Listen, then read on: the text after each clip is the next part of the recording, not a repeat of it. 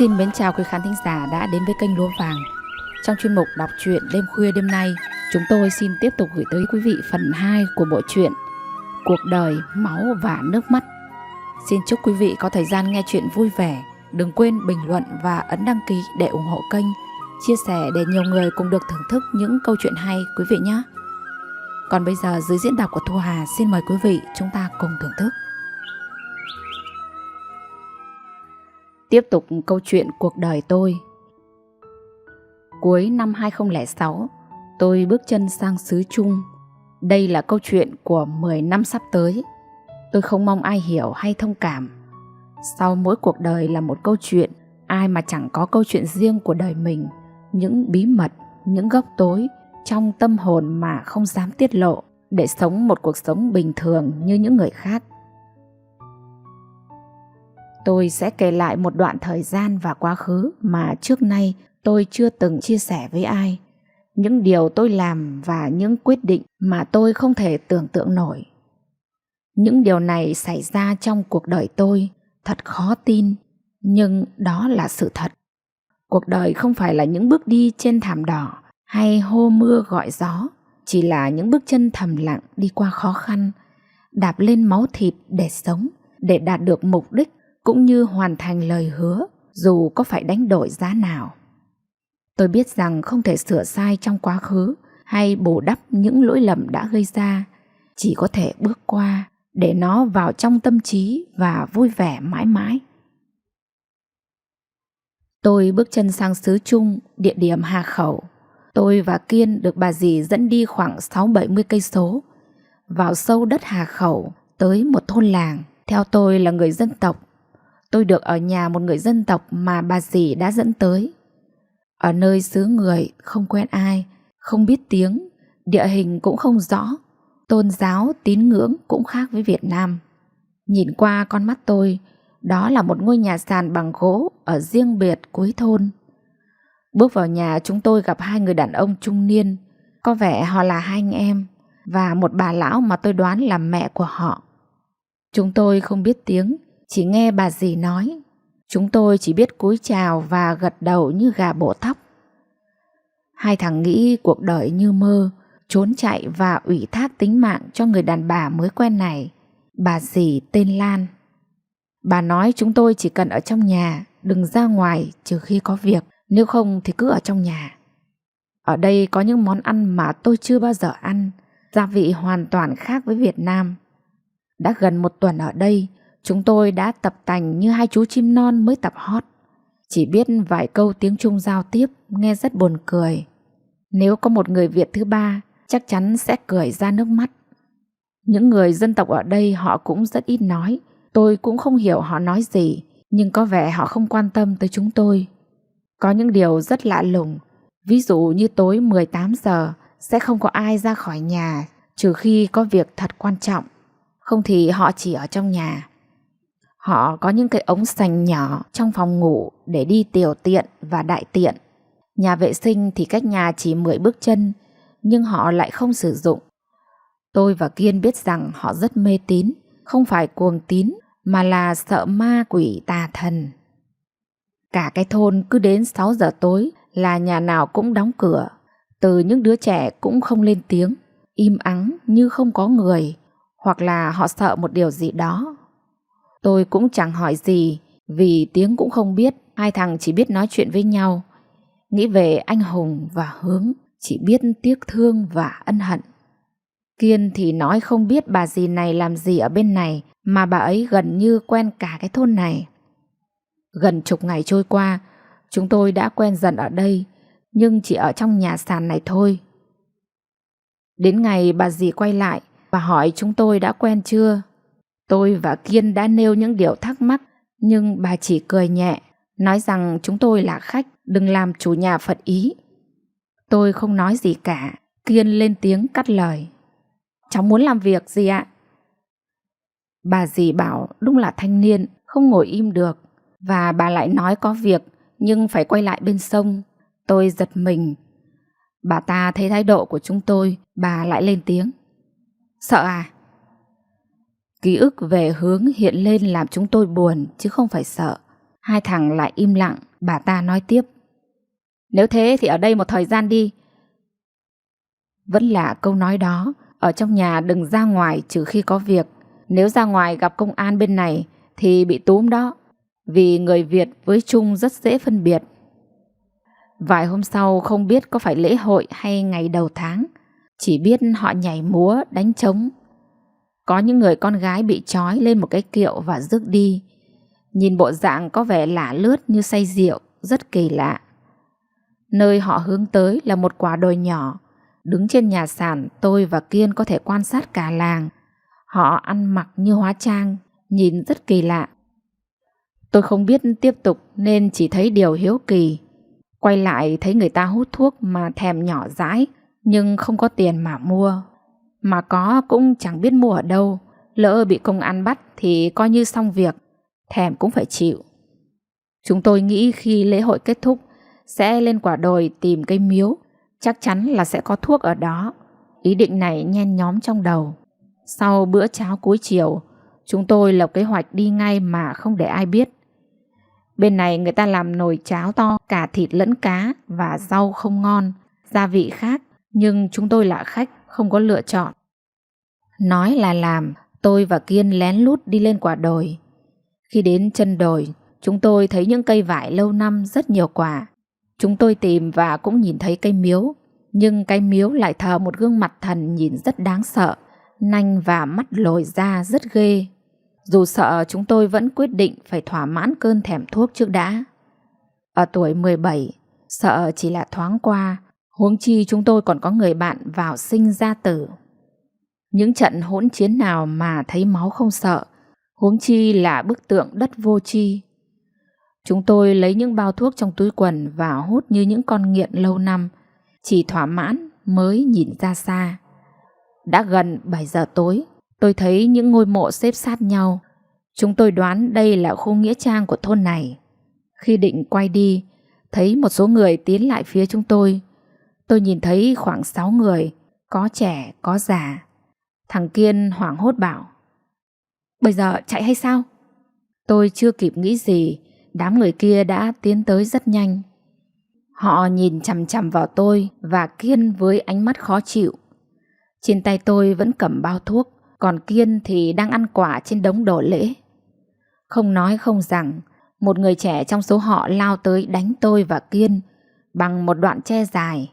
Hai chúng tôi biết mình bất kính, chắc chắn sẽ có kết cục không tốt. Tôi tính cầm đống bát để ném rồi thoát thân nhưng không kịp. Tôi bị một cú đánh vào đầu, máu bắt đầu chảy ra, đau mắt cay xè. Tôi không xác định được vì trời đã tối, thấy Kiên bị họ vụt, chỉ thấy một bên tai gần như bị đứt. Lúc này hai thằng chỉ biết chạy trốn. Chúng tôi chia nhau chạy, không dám nhìn lại, như những con chó hoang chỉ biết chạy trốn. Tôi không dám dừng lại, chỉ cầu mong Kiên cũng thoát nạn như tôi. Đầu óc tôi không nghĩ nhiều, chỉ biết chạy. Dù trời đã tối, tôi chạy, cây quệt vào mặt đến rách cả áo. Bên tai tôi chỉ nghe tiếng hô hào rất to mà tôi không hiểu. Sau một thời gian dài, tôi quay lại không thấy ánh sáng từ đèn pin hay bó đuốc mới dám dừng lại. Tôi vịn vào gốc cây thở dốc, máu đã khô trên trán tôi. Một vết rạch dài từ mắt lên trán. Cơn đau mới dồn tới. Tôi ngồi thụp xuống, thở ra nặng nhọc, nước mắt rơi lã chã. Tôi nghĩ nếu mình ra đầu thú ngay từ đầu thì đâu đến nỗi mất đi hướng. Và giờ lại bị lạc mất Kiên vì lý do ngớ ngẩn, khiến ba thằng giờ chỉ còn một mình tôi ngồi đây như một con chó hoang bị thương. Sau một hồi đấu tranh, tôi phải thoát khỏi đây, tìm đường ra đường lớn, phải tìm bà dì để bà giúp đỡ. Tôi bước về phía trước trong sự tuyệt vọng, chỉ mong thấy ánh sáng nhà cửa, phố thị hay ánh sáng điện đường. Sự sợ hãi bị săn đuổi khiến tôi run lên. Không biết đi bao lâu, tôi thấy có con đường nhưng không có ánh điện. Tôi dừng lại dựa vào gốc cây bên đường mà nghỉ. Lúc này tôi đã rất mệt mỏi, đôi chân đã chảy máu, cánh tay rách toạc, không biết cứa vào cái gì từ lúc nào. Trời bắt đầu sáng, khi thấy ánh sáng mặt trời, tôi nghĩ mình đã thoát, đã sống rồi. Nhưng điều tôi nghĩ sau đó là tìm Kiên. Nhưng giờ quay lại thì đi đường nào? Chỉ có tìm bà dì, bà ấy mới có thể giúp tôi. Những câu hỏi cứ lòng vòng trong đầu khiến tôi tuyệt vọng hơn. Khi đang hỗn độn trong suy nghĩ, tôi nghe có tiếng xe máy. Tôi như con thú bị thương rất đề phòng. Một suy nghĩ lóe lên trong đầu: giết người, cướp xe. Từ xa tôi thấy một người chắc cũng chạc tuổi tôi đi xe máy tiến lại. Tôi đã sẵn sàng cầm đá định ném vào đầu thằng Trung Quốc này. Cảm giác hận thù nhen nhóm khiến tôi hành động không theo lý lẽ hay đạo đức. Giờ đây, khi bị đẩy vào ranh giới giữa sự sống và cái chết, tôi nghĩ lý lẽ không giải quyết được gì. Chiếc xe máy lao tới với tốc độ không nhanh. Tôi bất ngờ lao ra, cầm đá định ném vào đầu người điều khiển xe. Theo phản xạ, người điều khiển xe máy tránh tôi nhưng bị ngã. Tôi chạy nhanh lại để kết liễu người đó. Nhưng câu đầu tiên khiến tôi giật mình. Ơ kìa, làm gì vậy? Tôi mới biết đó là người Việt mình. Như nhặt được cọng rơm cứu mạng, tôi chỉ biết nói: Cứu tôi với. Ông em đó sau này chính là một trợ thủ đắc lực cho tôi trên con đường tội ác. Những gì xảy ra tưởng như mơ mộng, nhưng sẽ được kể tiếp trong những năm tháng tiếp theo, khi tôi và máu người hòa quyện bên xứ Trung. Tôi có vài lời trước khi tiếp tục câu chuyện của mình. Do viết trên điện thoại nên có thể sẽ có những chỗ không ổn, khiến bạn khó đọc và hiểu. Việc viết ra những điều này cũng không phải dễ dàng với tôi. Hiện tại hoàn cảnh của tôi rất khó khăn. Gia đình hạnh phúc giờ chỉ còn là giấc mơ. Tôi đã từng có một người nằm chung chăn gối, nhưng không kể cho người đó câu chuyện của mình. Cho đến khi người đó rời xa tôi vẫn cảm thấy mình như một tảng băng lạnh lẽo. Chỉ có đứa con là niềm hy vọng sống tiếp của tôi, là ánh sáng để tôi đứng lên và không gục ngã, tiếp tục tiến về phía trước. Trước khi lấy lại tinh thần, tôi xin kể tiếp câu chuyện của mình. Khi thằng em nhìn tôi với ánh mắt hoảng sợ, mặt tôi đầy vết máu khô, vết thương còn đang chảy máu, nó đứng ngây ra không biết phải trả lời tôi như thế nào. Tôi chỉ biết cầu xin: Cứu tôi với. Nó là người bạo dạn, hỏi tôi là ai, sao lại ở đây với mặt mũi đầy máu như vậy. Tôi chỉ biết nói: Hãy cứu tôi với. Nó không hỏi thêm gì nữa, chỉ bảo đội chiếc mũ này vào, rồi nó sẽ chở tôi về chỗ của nó. Nó nói rằng đi đường có công an, với bộ dạng của tôi như vậy thì rất dễ bị bắt. Tôi làm theo, ngồi lên xe và nghĩ cách cứu thằng Kiên. Tôi lo lắng không biết nó có bị làm sao không. Trên thế gian này, tôi cảm thấy mình là người có tội lớn nhất khi mới bước ra đời đã mất đi hai người anh em. Dù thế nào tôi vẫn phải cứu thằng Kiên, phải trả giá nào cũng phải cứu được nó. Lúc này chỉ còn mình tôi, nước mắt lại trực trào. Là một người đàn ông, tôi phải mạnh mẽ, không được gục ngã. Hãy nghĩ đến tính mạng của Kiên và giữ bình tĩnh. Tôi hỏi thằng em bao nhiêu tuổi và làm việc ở đây sao? Nó đáp: Vâng, em làm ở đây, cũng là người nhà. Họ hàng nhà em ở đây nên em qua làm. Chứ ở bên Việt nhà em nghèo lắm, ăn còn phải lo ăn từng bữa. Tôi lại hỏi nó tên gì. Nó đáp: Em tên Hưng. Chú là người Kinh à? Không, em là dân tộc Dáy. Họ hàng bên này đều là người Trung, sống cả ở bên Việt. Nó lại hỏi tôi: Anh qua đây làm hay là bị lừa bắt qua đây? Tôi chỉ biết nói dối, không cho nó biết quá khứ của mình. Anh qua đây bị lừa rồi bị bắt. Nó nói: Anh trốn được là may đấy, không mấy ai mà thoát về toàn vẹn đâu. Tôi giật mình mà hỏi: Thế nghĩa là sao? À thì người Trung bên này bị mê hoặc rằng người Việt Nam xấu xa, nên họ rất đề phòng người Việt. Nó hỏi tôi có tính về bên kia không, em đưa anh qua cửa khẩu. Tôi trả lời: Không, anh còn một người bạn khác bị thất lạc, không biết sống chết thế nào, anh cần phải tìm nó. Nó bảo: Anh cũng lớn rồi, thế anh có tiền không, có quen ai không? Tôi phải nói dối, bảo là mất hết rồi, chỉ quen một bà dì cũng là người Việt, nhưng buôn bán giữa đất Trung và Việt. Nó lại hỏi: thế anh tính về hay ở lại? Thấy Hưng thật lòng muốn giúp, tôi mạnh dạn: chú có thể cho anh ở lại được không? Có công việc gì anh có thể làm bốc vác cũng được. Thôi đi về lán với em, chỗ em còn có nhiều người đều đi làm bốc vác cả. Công việc này nặng nhọc, anh có làm được không? Anh làm được. Vậy em chở anh về lán rồi từ từ nghỉ ngơi.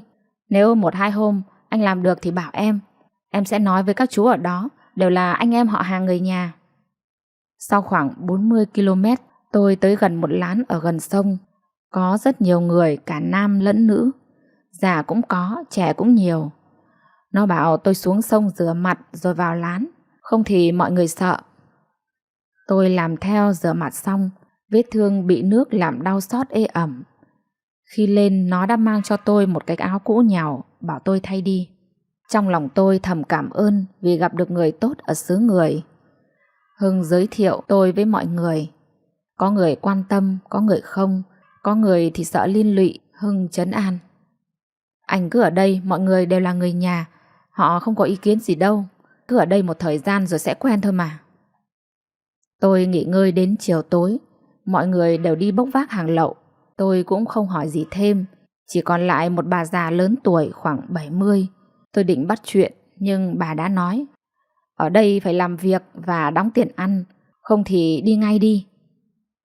Tôi nghĩ bà không thích tôi, có thể vì tôi là người Kinh. Câu nói cuối cùng trong đêm tĩnh lặng, nằm trên cái phản lạnh lẽo xếp bằng cây tre. Tôi lại nhớ hình ảnh của anh Hùng và thằng Hướng. Cắn chặt răng, tôi hứa phải cứu được thằng em Kiên. Mong anh em phù hộ cho tôi. Cả đêm trôi qua vì mệt mỏi, tôi thiếp đi từ lúc nào không hay. Trong mơ lại thấy anh Hùng. Anh vẫn chỉ nói: đi đi em, đừng ở lại đây. Nó không phải là quê hương của em. Trong mơ tôi đáp lại: anh Hùng, em phải cứu thằng Kiên. Rồi giật mình vùng dậy. Lần đầu tiên tôi cãi anh Hùng. Giấc mơ rất chân thực, mặt mũi anh đầy máu. Anh nói rất nhỏ nhưng rõ ràng. Bà già vẫn chưa ngủ. Tôi nghe tiếng bà thở dài. 5 giờ sáng, nhóm người về. Thằng Hưng về cùng một ít thuốc sát trùng và thuốc đỏ. Anh đỡ chưa? Có sốt không? Em thấy anh bị sốt rồi. Vệ sinh vết thương thôi, không anh sẽ chết vì bệnh nhiễm trùng đấy. Tôi chỉ biết cười gượng, trong lòng đã quyết tâm.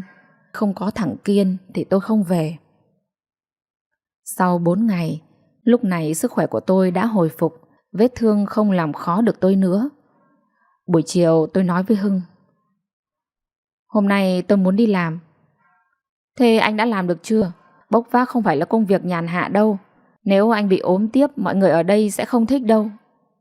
Được, tôi làm được. Hôm nay chú cho tôi đi làm đi. Lúc 5 giờ tối, chúng tôi bắt đầu đi làm. Chúng tôi đi bộ khoảng 2 cây số từ lán đến bãi sông, nơi có một vài đèn ga soi sáng. Tôi hỏi Hưng: này, mình bốc vác hàng gì vậy? Hưng trả lời: thì bốc hàng thực phẩm như bắp bò, thịt cừu, chân gà và nội tạng động vật. Tôi làm theo hướng dẫn và cùng khoảng 25-30 người, gồm cả đàn ông và phụ nữ.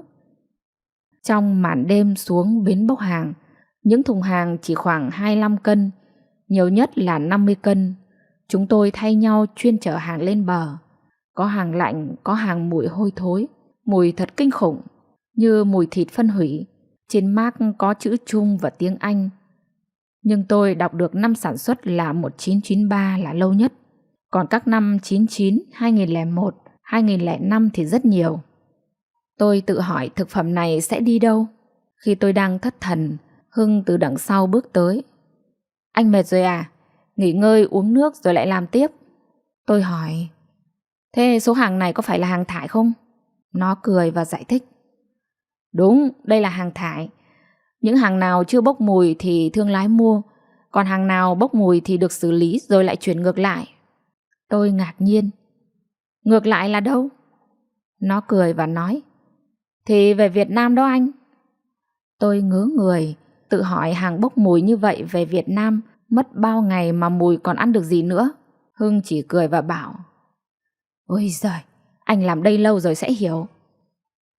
Sau buổi làm đầu tiên, mặc dù thành công nhưng tôi có nhiều suy nghĩ. Sáng hôm sau, Hưng mang về cho tôi một bắp bò mới đã nấu sẵn. Anh dậy rồi à? Dậy ăn đi. Tất cả mọi người đều dậy sớm trừ tôi.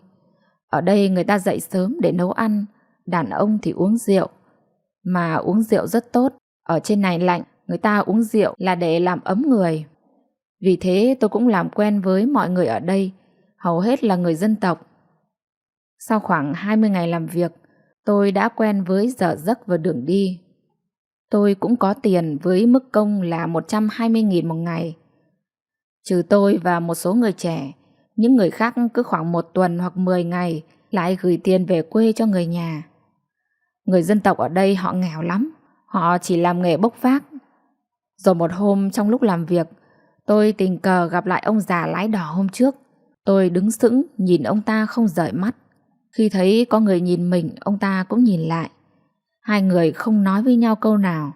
Ông ta vẫn là mái tóc hoa râm, ánh mắt sắc lạnh, khuôn mặt không biểu cảm, nhăn nheo với chòm râu bạc phất phơ trước gió.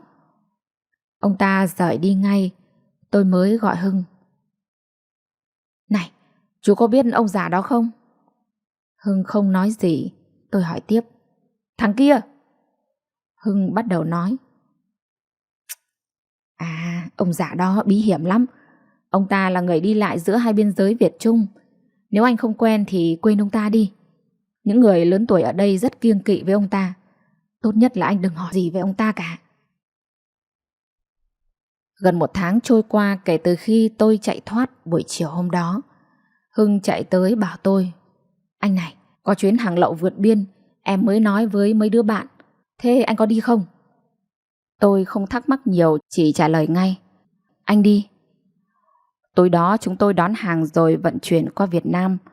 Có một người phụ nữ trẻ ngoài 30 tuổi thuê chúng tôi vác 10 cây vải lụa từ Trung Quốc về Việt Nam. Giá cả rất hời, nhưng chỉ cần 10 người khỏe mạnh, thời gian về càng ngắn, tiền công càng cao. Chúng tôi nhận ngay và lên đường. Khi xuống bên kia sông, chúng tôi theo con đường mòn để về phía Việt, tránh sự chú ý của biên phòng. Sau khi đi được nửa ngày đường, chúng tôi gặp một nhóm đón hàng với 3 chiếc xe minivan đang đợi. Chúng tôi tiếp tục vận chuyển hàng đến địa điểm tiếp theo. Khi lấy được tiền, Hưng rất vui bảo tôi. Này, anh em mình ra cửa khẩu đi chơi đi. Tôi đồng ý và hai chúng tôi bắt đầu đi ra đó. Mất 4 tiếng đồng hồ mới ra được cái đường cái. Tôi hỏi Hưng. Thế chú không sợ à? Nó đáp. Em chỉ sợ chết đói thôi anh. Còn lại... Nó không nói gì thêm. Tôi lại hỏi. Cái gì? Nói hết đi, anh nghe xem nào. Nó trả lời. Ma rừng, nhưng bọn em đều tránh những con đường đó. Tôi giật mình, đầu óc quay cuồng. Như chuyện ngày hôm đó hiện về trước mắt. Tôi khuỵu xuống. Hưng lo lắng. Sao vậy anh? À, anh thấy hơi mệt. Nghỉ chút đi em. Trong đầu tôi suy nghĩ, có khi nào cái chết của thằng Hướng là do ma rừng. Nhưng tôi gạt ngay ý nghĩ đó. Chúng tôi tiếp tục đi. Vì Hưng có tiền nên rất vui vẻ đi băng băng. Cuối cùng lúc 3 giờ chiều, chúng tôi vào một quán nước. Hưng gọi 2 chai nước, tôi 1, nó 1. Hai anh em uống một hơi hết ngay. Hưng lại gọi thêm 2 chai nữa. Lúc này cô chủ quán mới lên tiếng. Này, uống từ từ thôi. Tôi giật mình nhận ra giọng nói quen thuộc. Tôi đứng dậy. Dì Lan. Tôi gọi bà. Cô ngó đầu ra nhưng không giật mình. Bà nói. Thế chúng mày đi đâu? Lúc cô tới đã không thấy gặp chúng mày. Ánh mắt bà rất khó đoán. Tôi hét lên. Dì, cứu thằng Kiên, nó bị lạc rồi. Tôi không kể nhiều vì có khá đông người ở đây. Bà dì bảo. Dì không giúp được, nhưng có người sẽ giúp được chúng mày để dì báo. Nhưng mà tối mới gặp được người đó. Tôi không thắc mắc thêm, quay sang Hưng. Hay là chú về trước đi, anh có việc. Thế anh về kiểu gì? Thôi, em ở đây đợi với anh. Tôi thấp thỏm lo âu, nghĩ rằng có thông tin về thằng Kiên rồi. Tôi vừa vui vừa lo, đứng lên ngồi xuống không yên. Cuối cùng khi trời đã tối, điều tôi không ngờ tới là từ xa, dưới ánh đèn đường xuất hiện bóng dáng mờ mờ của một người đàn ông đội chiếc mũ cói rộng vành, khoác một chiếc áo choàng rơm. Ông ta bước vào quán và bỏ chiếc mũ xuống. Tôi sững sờ nhận ra đó chính là lão già lái đò. Sao lão lại ở đây? Bà dì vội chạy ra mời ông ta vào để nói chuyện riêng. Tôi và Hưng cũng nhanh chóng bước vào theo. Ông già hỏi: Có chuyện gì vậy? Bà dì trả lời: Chúng nó bị lạc và muốn cứu thằng bạn của chúng nó. Ông xem có giúp được nó không? Ông ta không nói gì, chỉ ngồi im lặng. Tôi sốt ruột phá vỡ sự yên lặng. Ông giúp tôi có thể trả tiền. Ông già không trả lời, chỉ nhếch mép cười. Ông ta hỏi: Cậu trả được tôi bao nhiêu tiền? Tôi nhìn sang Hưng và chúng tôi hiểu ý nhau. Hưng đưa ngón tay lên làm ám hiệu. Tôi quay sang trả lời: Tôi có 5 triệu, ông giúp tôi tìm bạn, tôi sẽ kiếm thêm để trả ông. Ông ta không trả lời, chỉ cười nhạt. Tiền? Các người nghĩ tôi cần tiền à? Tôi giật mình, chưa kịp nghĩ thêm điều gì.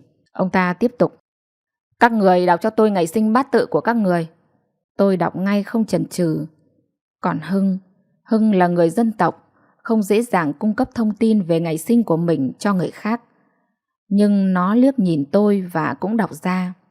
Lúc này tôi mới biết Hưng lớn hơn tôi 2 tuổi, nhưng nó vẫn gọi tôi là anh. Tôi gạt bỏ những suy nghĩ khác và tập trung vào chuyện chính của mình. Sao ông ta lại hỏi những điều không liên quan thế này? Sau khi nghe xong, ông ta trầm ngâm một lúc rồi hỏi: Hai thằng mày, thằng nào còn nguyên? Tôi giật mình không hiểu ý ông ta. Ông ta tiếp tục: Thằng nào còn là đồng tử? Tôi vẫn chưa hiểu. Bà dì lên tiếng: Ý là thằng nào còn Trinh ấy. Lúc đó tôi mới hiểu. Nhưng những điều này liên quan gì đến chuyện này? Tôi trả lời ngay: Tôi còn thằng Hưng thì không. Ông già cười lên một tiếng rồi nói tiếp: Nếu không phải là thất sát tinh thì ta sẽ không giúp các người. Rồi ông ta nói tiếp: Các ngươi phải nhanh lên. Dân làng đó đã đánh gãy một chân và chọc mù một mắt bạn của các ngươi rồi. Ông ta cười khoái trá, ánh mắt sắc lạnh, khuôn mặt lạnh tanh. Rồi ông ta bước đi. Tôi hỏi với theo: Thế tôi phải làm gì? Ông ta chỉ gọi vào bà dì, bảo bà chỉ cho chúng tôi. Tôi liên tục bị sốc trước những bất ngờ. Một ý nghĩ thoáng qua trong đầu tôi. Có khi nào từ đầu tôi, Hưng và Kiên đã rơi vào cái bẫy này? Tôi cảm thấy như phát điên, mắng mỏ và mắt đỏ vặt lên. Tôi nhìn bà dì và hỏi: Sao ông ta lại nói vậy? Bà không trả lời, chỉ bảo: Mai sẽ có việc, giờ thì đi tìm chỗ nghỉ đi, mai quay lại đây. Tôi và Hưng rời đi. Trong đầu tôi tràn ngập suy nghĩ, đầu óc hoạt động hết công suất để giải mã những lời nói ẩn ý và cái nhìn của ông ta. Đôi mắt và nụ cười đó có ý nghĩa gì?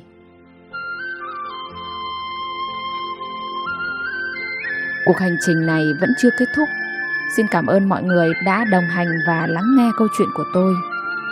Đây hoàn toàn là những trải nghiệm mà tôi phải đánh đổi quá lớn và cái chết chỉ trong gang tấc. Khi nào có thời gian rảnh thì tôi sẽ viết tiếp. Hẹn gặp lại các bạn vào những phần tiếp theo. Quý vị thân mến, quý vị vừa nghe xong phần 2 của bộ truyện Cuộc đời, máu và nước mắt. Xin hẹn gặp lại quý vị vào phần tiếp theo với những tình tiết hết sức hấp dẫn và lôi cuốn, ghi lại những hành trình mà chính tác giả đã trải qua.